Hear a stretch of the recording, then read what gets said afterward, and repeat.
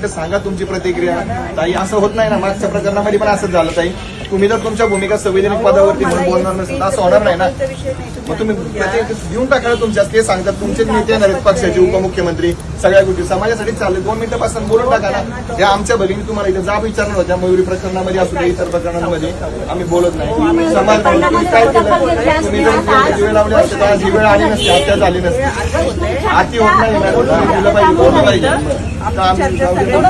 प्रकरणामध्ये 6 तास पोलीस स्टेशनला मयुरी होती. तुमची प्रतिक्रिया द्या ना तिला.